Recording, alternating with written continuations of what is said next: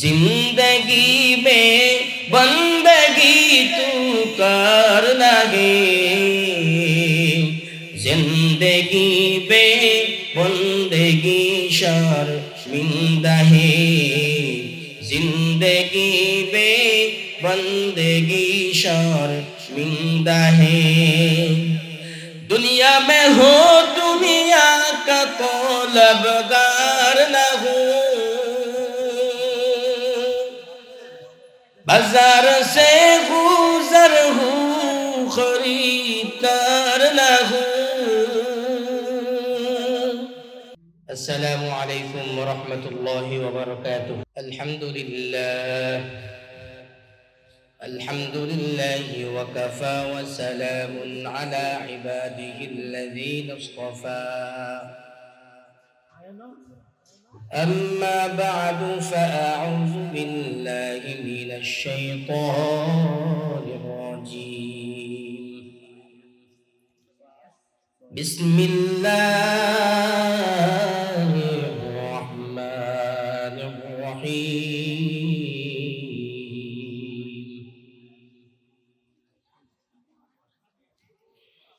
तबारकल्लज़ी बियदिहिल मुल्कु व हुवा अला कुल्लि शैइन क़दीर।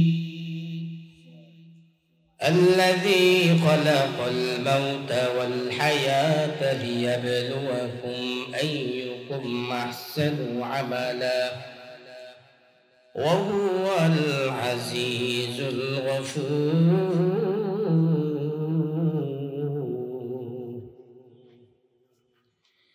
وقال النبي صلى الله عليه وآله وسلم: الكيس من دان نفسه وعمل لما بعد الموت، أو كما قال النبي عليه الصلاة والسلام.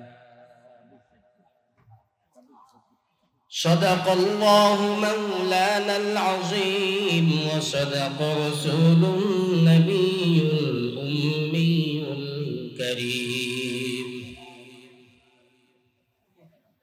ونحن على ذلك من الشاهدين والشاكرين والذاكرين،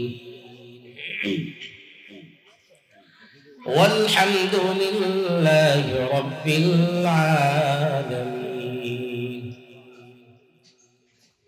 اللهم صل على محمد وعلى آل محمد كما صليت على إبراهيم وعلى آل إبراهيم إنك حميد مجيد.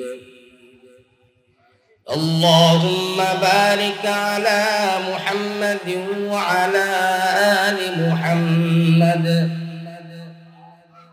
كما باركت على إبراهيم وعلى آل إبراهيم إنك حميد مجيد. سبحانك لا علم لنا إلا ما علمتنا إنك أنت العليم الحكيم. رب اشرح لي صدري ويسر لي أمري واحلل عقدة من لساني يفقه قولي. अमल से बनती है जन्नत भी जहन्नम, अमल से बनती है जन्नत भी जहन्नम। ए खाक फितरत में न नूरी है न नारी, ए खाक फितरत में न नूरी है न नारी। उल्फत में बराबर के वफा हो के जफा हो, उल्फत में बराबर के वफा हो के जफा हो, हर चीज में लज्जत है अगर दिल में मजा हो, हर चीज में लज्जत है अगर दिल में मजा हो।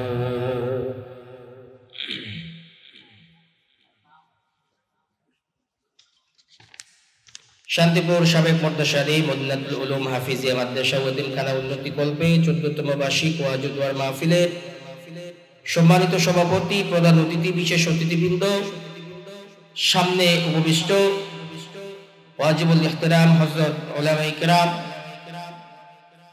এলাকার সর্বস্তরের মুসলমান, বৃদ্ধ, যুবক, কিশোর, শিশু, সর্বপ্রথম মহান রব্বুল আলামিনের দরবারে শুকরিয়া আদায় করি যে মহান রব্বুল আলামিন আমাদেরকে আজকে এত সুন্দর একটা আয়োজনে অংশগ্রহণ করার তৌফিক দান করেছেন। সকলে বলি আলহামদুলিল্লাহ।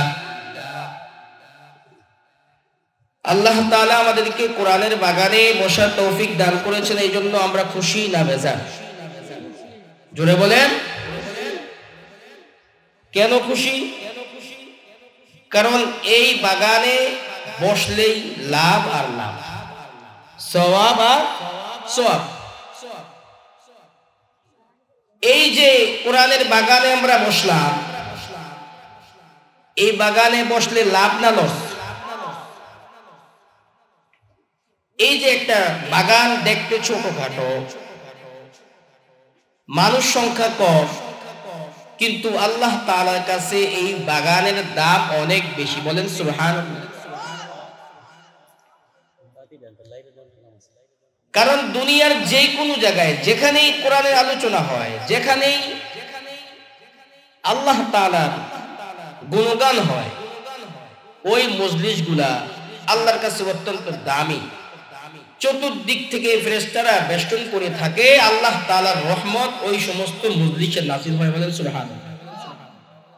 এই জন্য আমরা যারা বাহিরে আছে তাদের থেকে আমরা সৌভাগ্যবান। বিশ্বাস হয়? এই কথা কি বিশ্বাস হয়? অবশ্যই সৌভাগ্যবান। কেন? আল্লাহ আমাদেরকে কোলাহল মুক্ত জান্নাতের এক বাগানে বসাতে। কিছু কথা বলবো আপনাদের সামনে, কিছু আলোচনা করব, মনোযোগ সহকারে শুনবো ইনশাআল্লাহ। আমা তাওফীক ইল্লা বিল্লাহ। সূরাতুল মুলক থেকে দুটি আয়াতে কারিমা তেলাওয়াত করেছি আপনাদের সামনে। বিশ্বনবীজির অসংখ্য হাদিস শরীফা থেকে একটি হাদিস আপনাদের সামনে পড়েছি। তেলাওয়াতকৃত আয়াত এবং হাদিসের আলোকেই আপনাদের সামনে কিছু কথা রাখবো ইনশাআল্লাহ। আমা তাওফীক ইল্লা বিল্লাহ। যে সূরা থেকে আপনাদের সামনে আয়াত তেলাওয়াত করেছি, ওই সূরার নাম হলো সূরাতুল মুলক। নাম কি? সূরায়ে মুলক। এই সূরাতে আল্লাহ তাআলা আলোচনা করেছেন, তাফসীরে কিতাবে আসছে এই সূরার অনেক ফজিলত আছে। কি আছে? এই সূরার অনেক ফজিলত। আব্দুল্লাহ ইবনে আব্বাস রাদিয়াল্লাহু তাআলা আনহু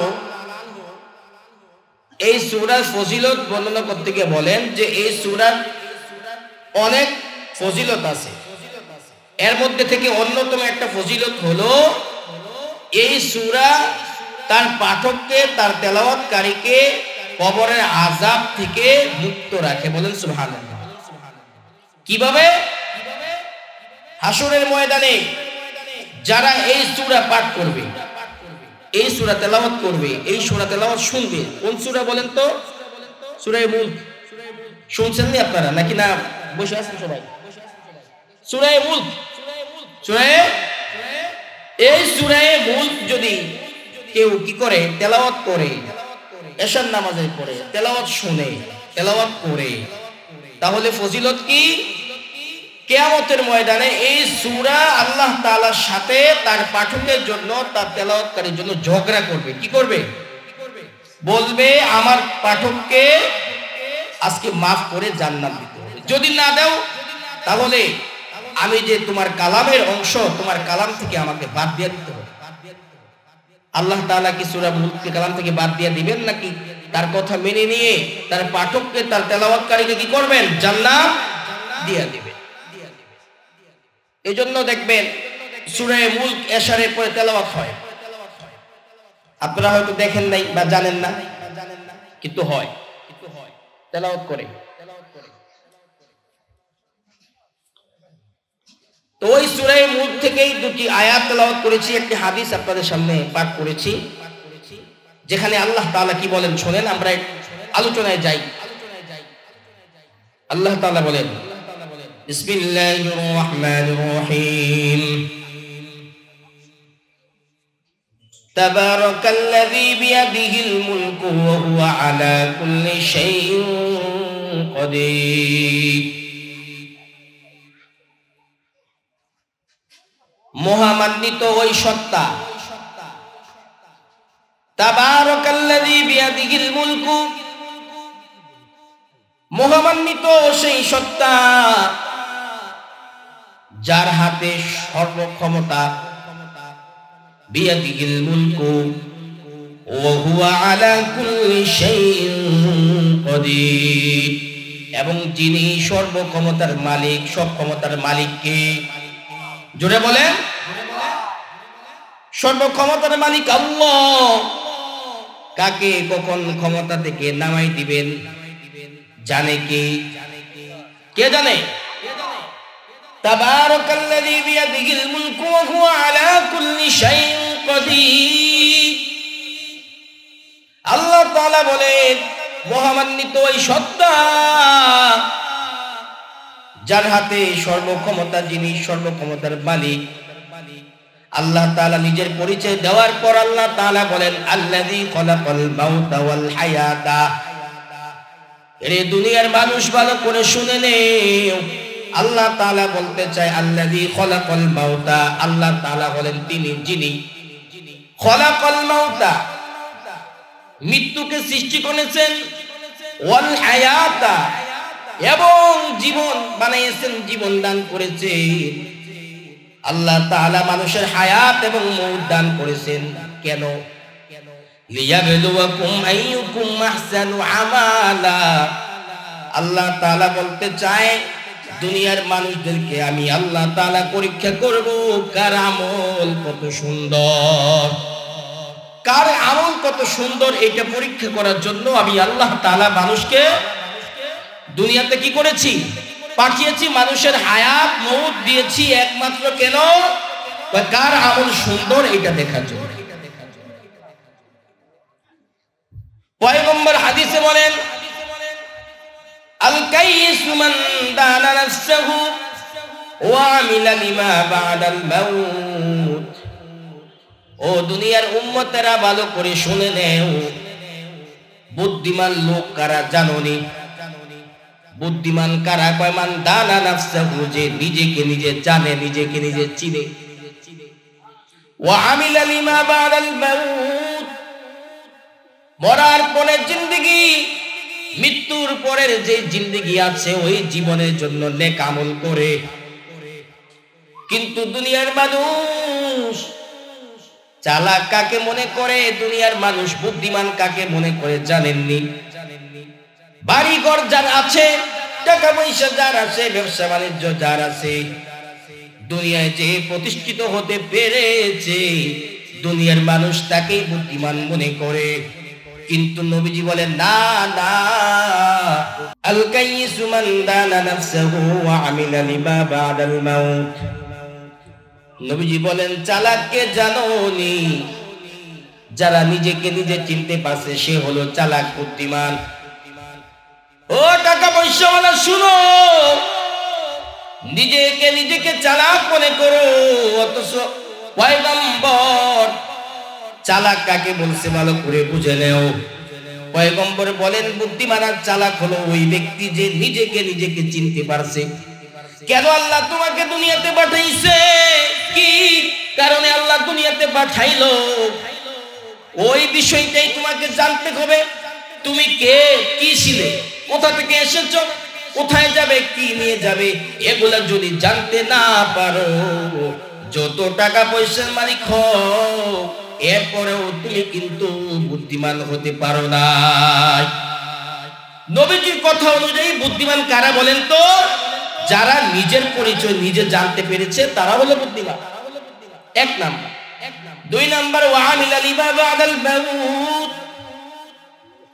যারা মরার পরে জীবনের জন্য নেক আমল করে, দুনিয়ার জন্য টাকা বানায় না, দুনিয়ার জন্য কিছু করে না, মরার পরে জিন্দেগি একটা আছে, চিন্তা করে ওই মরার পরে জিন্দেগি ভালো থাকার জন্য নেক আমল করে, তারা হলো চালাক।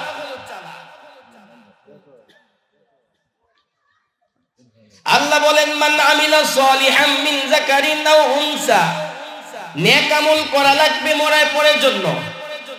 নেক আমল করলে কি শুধুমাত্র মরার পরে জিন্দেগি ভালো হবে? না না, আল্লাহ বলেন, মান আমিলা সালিহাম মিন যাকারিন আও উনসা ওয়া হুয়া মুমিন ফালানুহইয়ান্নাহু হায়াতান তাইয়্যিবা ওয়া লানাজজিয়ান্নাহুম আজরাহুম বিআহসানি মা কানু ইয়া'মালুন।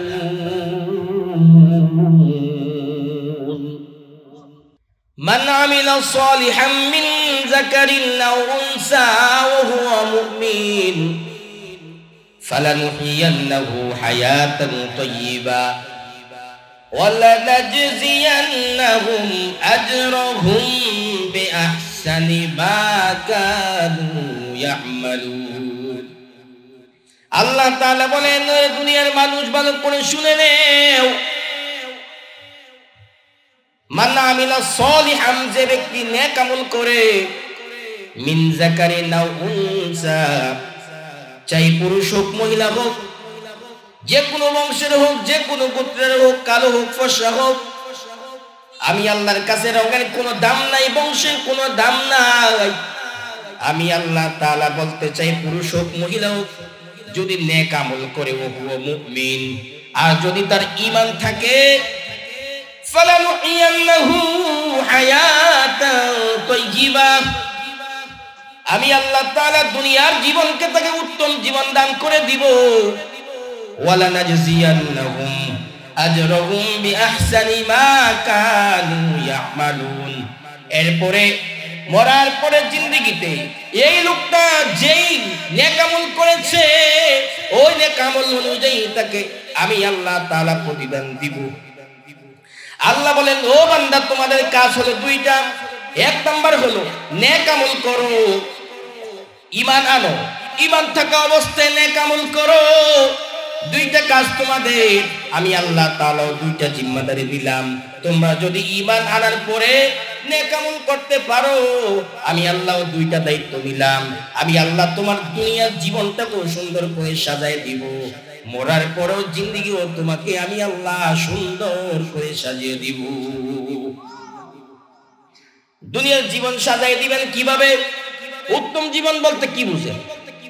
অনেকেই মনে করে উত্তম জীবন মনে হয় ভালো জীবন, মনে হয় কখনো কোনো অভাব থাকবে না, অভাব অনটন থাকবে না মনে হয়। না না, আল্লাহ তাআলা উত্তম জীবন বলতে এটা বুঝায় নাই। অভাব অনটন এটা জীবনের একটা অংশ, কিন্তু উত্তম জীবন বলতে আল্লাহ যেটা বুঝাইলেন, আল্লাহ তাআলা বুঝাইতে চাইলেন, জীবনে যদি কোনো অভাব অনটন আছে, বিপদ আপদ আসে, আসবেই, এটা কোনো সমস্যা না। কিন্তু বান্দার দিলটা আমি আল্লাহ তাআলা এত সুন্দর, এত ভালো করে তৈরি করে দিব, এত সুন্দর, এত ভালো একটা দিল, যত বিপদ আসুক না কেন কোনো সমস্যা নাই। বিপদ আসলেও বিপদেও আলহামদুলিল্লাহ বলার মতো ক্ষমতা আমি আল্লাহ দিব। ধৈর্য ধারণ ক্ষমতা, ধৈর্য ধারণ করার ক্ষমতা আমি আল্লাহ তাআলা তাকে দিয়া দিব। সে ওই ব্যক্তি এমন হবে, তার দিলের অবস্থা এমন হবে, সে ভালো খেয়েও বলবে আলহামদুলিল্লাহ, যখন খারাপ খাবে, খারাপ থাকবে, তখনও বলবে আলহামদুলিল্লাহ। এমন এক ক্ষমতা, এমন এক জিন্দেগি আমি আল্লাহ তাকে দিব, যে এই জীবনে সুখ দুঃখ যাই থাকবে, কখনো সে নৈরাশ হবে না। ওয়ালা নাজজিয়ান্নাহুম আজরাহুম বিআহসানি মা কানু তা'মালুন। মরার পরের জিন্দেগিতে যেই নেক আমল করবে ওই নেক আমল অনুযায়ী তার সওয়াবগুলো, তার উত্তম জাযাগুলো আমি আল্লাহ তাআলা তাকে দিয়া দিব। এটা তো মরার পরের জীবন। আল্লাহ বলেন না না, এতটাও অপেক্ষা করতে হবে না। যদি নেক আমল করতে পারো, ঈমান আনতে পারো, আমি আল্লাহ তাআলা ঘোষণা দিয়া দিলাম দুনিয়ার থাকা অবস্থায় তোমার মরার আগ থেকেই তোমার মরণটাই এত সুন্দর করে আমি আল্লাহ তাআলা করে দিব। 8-10 জন মানুষের এত সুন্দর মরণ হয় না। আল্লাহ বলেন ইন্নাল্লাযীনা ক্বালু রাব্বুনাল্লাহ সুম্মা ইসতাকামু। এ মুমিন, ভালো করে শুনে নেও, যারা আল্লাহ তাআলাকে রব বলে স্বীকার করে নিয়েছো, ঈমান আনছো, একমাত্র রব আল্লাহ, আল্লাহর উপর ঈমান যাদের আছে, ইন্নাল্লাযীনা ক্বালু রাব্বুনাল্লাহ সুম্মা ইসতাকামু, ঈমান আনছো তো ঈমান আনছো, একমাত্র আল্লাহকে রব বলে স্বীকার করেছো, দুনিয়ার যত বিপদেই পড়ছো কারো কাছে হাত পাতো নাই, একমাত্র আল্লাহর কাছেই চাইছো। কোনো মাজারে যাও না, কোনো বাজারে যাও নাই, কোনো পীরের কাছে না, কোনো শিরের কাছে না, কারো কাছেই না। বিপদে পড়ছো, সাহায্য চেয়েছো আল্লাহর কাছে। যত ভরসা ছিল সব সময় আমি আল্লাহর উপর ভরসা করে জীবন চালাইছো। একমাত্র আমি আল্লাহর উপর তাওয়াক্কুল করে তোমার জীবনটা চলেছে, আর কারো উপর তাওয়াক্কুল ছিল না। আল্লাহ তাআলা বলতে চায়, এইভাবে যদি কেউ জীবনকে সাজাতে পারে, জীবন চালাতে পারে, আল্লাহ বলেন তোমার মরণটা এত সুন্দর করে আমি আল্লাহ সাজায় দিব। এত সুন্দর মরণ অন্য কারো হতে পারে না। কেমন মরণ আল্লাহ বলেন, তাতানাজ্জালু আলাইহিমুল মালাইকাতু আল্লা তাখাফু।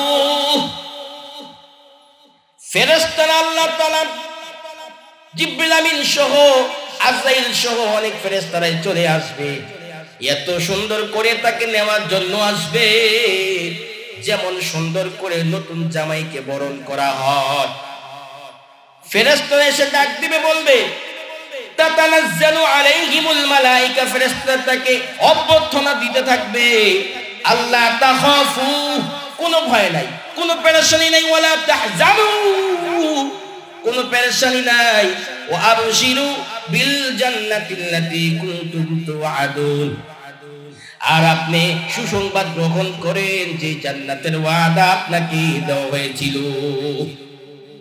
জান্নাতের ওয়াদা দেওয়া হয়েছিল ইতিপূর্বে, সেটা সুসংবাদ গ্রহণ করেন।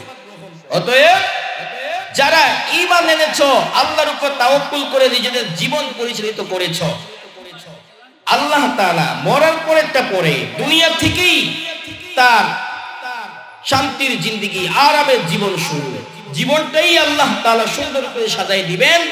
এরপরে মরার আগে থেকেই ফেরেশতারা এসে তাকে অভ্যর্থনা দিয়ে, অভয় দিয়ে তাকে নিয়ে যাবে কবরে। সুবহানাল্লাহ।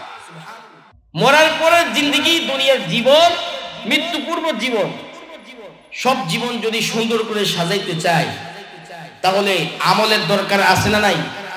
জোরে বলেন, দরকার আছে। এখানে যে আমরা বসলাম, এখানে বসার উদ্দেশ্য কি? এই যে মাহফিল, এত ইন্তজাম, এগুলা কেন? এগুলার কারণ সব ইবাদত। সব কি ইবাদত? মাদ্রাসায় কালেকশন হবে, সবকিছু হবে, সব ইবাদত, সব ইবাদত। সওয়াবের নিয়তে এখানে আমরা আসতেছি।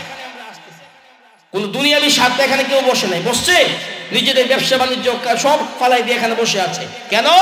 একমাত্র আল্লাহর জন্য, কিছু সওয়াবের নিয়তে, কিছু নেক আমলের নিয়তে। তা আপনারা এখানে বসলেন, বসে বসে গল্প গুজব দেখলেন, এদিক সেদিক তাকাইলেন, তাহলে তো হবে না। দুই এক কথা যাই শোনা যায়, এগুলা নেন জীবনের পাথর হিসেবে। এই জন্য আমলের দরকার আছে নাই বলেন তো? জীবনে যদি নেক আমলই না করেন, জীবনে যদি কোনো আমল না থাকে, তাহলে তো জীবনে কোনো দাম নাই। দাম আছে? আমল ছাড়া জিন্দেগির কোনো দাম নাই। जिंदगी में बंदगी तू करना है,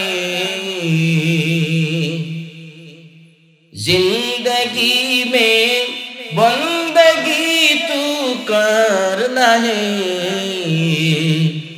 जिंदगी में बंदगी मिंदा है जिंदगी बे बंदगी शर्मिंदा है आया थे हम कुछ न कुछ खरीदने को जैसे हूरों शन मेरे क़ल्ब रूह आया थे हम कुछ न कुछ खरीदने को जैसे हूरों शन मेरे क़ल्ब रूह और न कोई चारा तो जहाँ में नहीं और न कोई चारा तो जहाँ में नहीं जिंदगी में बंदगी तू करना है जिंदगी में बंदगी तू करना है जिंदगी बे बंदगी शर्मिंदा है जिंदगी बे बंदगी शर्मिंदा है दुनिया में हो दुनिया का तलबगार न हो बाजार से गुजर हूँ खरीदार न हो दुनिया में हूँ दुनिया का तलबगार न हो बाजार से गुजर हूँ खरीदार न हो ये दुनिया एक मिसल कागज फूल है ये दुनिया एक मिसल कागज फूल है মারহাবা বলুন সবাই ইবাদত দরকার আছে না নাই জোরে বলেন এই যে কোরআনের মজলিস এই কোরআনের মজলিস একটা ইবাদতের মজলিস অথচ আজকে যদি এই কোরআনের মজলিস না থেকে যদি এই মজলিসটা গানের মজলিস হইতো যদি এই মজলিসটা কোরআনের মজলিস না হয়ে যদি কোনো গানের আসর হইতো লোক কম হইতো না বেশি জোরে বলেন বুঝা গেল মানুষের বুঝ নাই হাকিকতের খবর নাই দুনিয়া নিয়ে পড়ে আছে আখিরাতের চিন্তা নাই জোরে বলেন ঠিক কি না কত সে তো দুনিয়া বে খবর है दुनिया की नुमाइश पर नजर है नबी गोयन के अज दुनिया जुदा बस वो हर कारे के वाशी बा खुदा बस चिश्ते दुनिया अज खुदा गाफिल बुदागन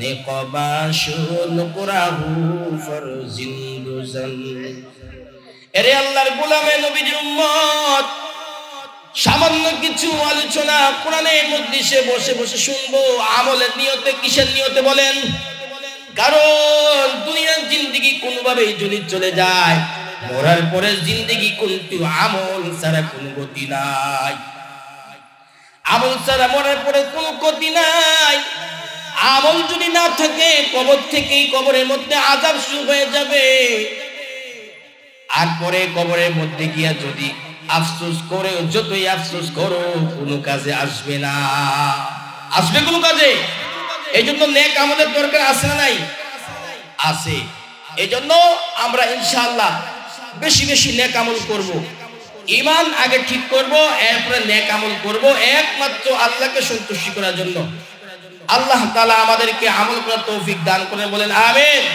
ওয়া আখিরু দাওয়ানা আলহামদুলিল্লাহি রাব্বিল আলামিন আসসালামু আলাইকুম ওয়া রাহমাতুল্লাহ presents by Kuakata media centre হক্কানি আলেমদের নিত্য নতুন ভিডিও পেতে আমাদের চ্যানেলটি সাবস্ক্রাইব করুন কুয়াকাটা মিডিয়া সেন্টার ইসলামিক বিনোদনের বিশ্বস্ত সঙ্গী।